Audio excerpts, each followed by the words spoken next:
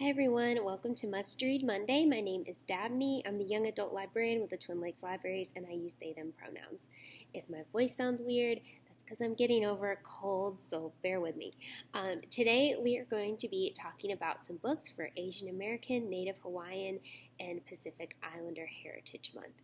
So what I've got is a selection of brand new books from both the Mary Vincent Memorial Library, the Hancock Branch Library. I've got some graphic novels and a few books that have kind of been on the shelf for a bit. So we're going to go ahead and jump into that. So I'm not going to be doing a whole lot of details, but just kind of introducing you to some books that you might want to pick up. I will say the covers of all of these are just phenomenal. So we've got Off With Our Heads, which I'm excited to read. This is an Alice in Wonderland retelling. It's by the author of the Gearbreakers duology, which is like fantastic. If you haven't read it, it's like sci-fi, enemies to lovers, like kind of dystopian society, mechas, all that good stuff.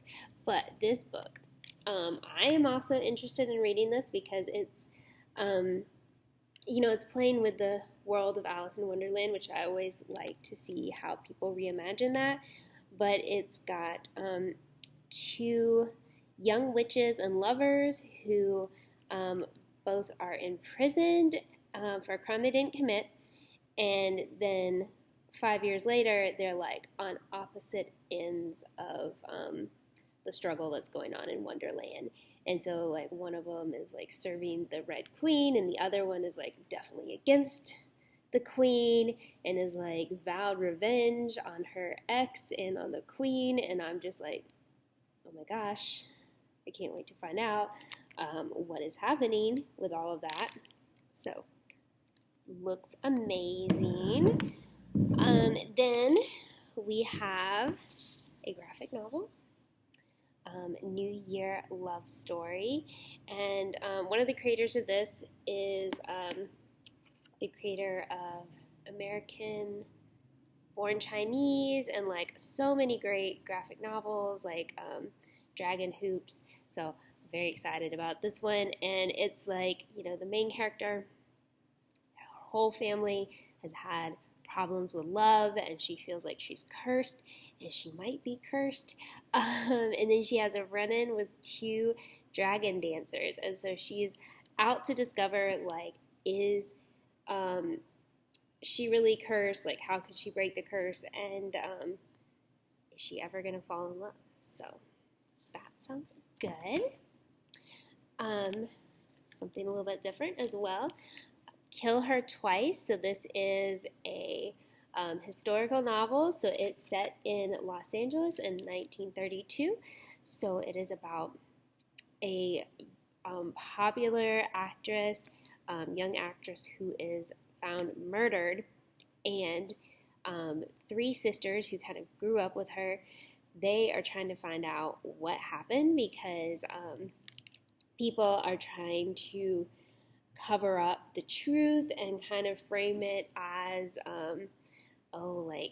Chinatown is like this really dangerous, like, corrupt place, and we need to, like, get rid of it, and and they're trying to find out, like, what the truth is and save, like, their community. Okay, this one is wild. I was reading the summary, I'm like, I can't wait. Stars and Smoke. The sequel is coming out soon, but it's like, oh gosh. So one of the characters is like a famous pop star, and this, like, okay, I'm just gonna read it. So it's like a superstar, a secret agent, a once-in-a-lifetime mission. So the main star his name is Winter Young, and then an infamous criminal tycoon, Eli Morrison, has just one weakness, his daughter Penelope, and Penelope has just one wish for her 19th birthday, a private concert with Winter Young. And so when the covert ops organization Panacea Group approaches Winter with this once-in-a-lifetime chance to infiltrate Morris's inner circle, Winter must use his fame, cunning, and charisma to pull it off, only he won't be on his own. And so he's also paired up with a young spy named Sydney. So, like, they're going into, you know, criminal mastermind's lair, essentially, to put on a concert and, like, steal information and stuff. So I think that is amazing. I definitely want to read it and read the sequel. Speaking of sequels, Sound the Gong. This is a sequel to Strike the Zither, and I am obsessed with these covers. They're just gorgeous. So I'm not going to read you the summary because it's might kind of have spoilers for if you haven't read the first book. But since this was sitting on the new bookshelf, I just grabbed it because I was like, it's gorgeous. Definitely want to read it. Okay, we're just jumping all genres and time periods. It's fine. The Boyfriend Wish. This is also kind of like me. It might be like magical realism. So the main character, his grandmother gives her a flower, a jasmine flower, and tells her to make a wish. And Deepa doesn't see the harm. So she wishes for the perfect boyfriend. And what do you know, the next day, like, the perfect guy moves in to her neighborhood.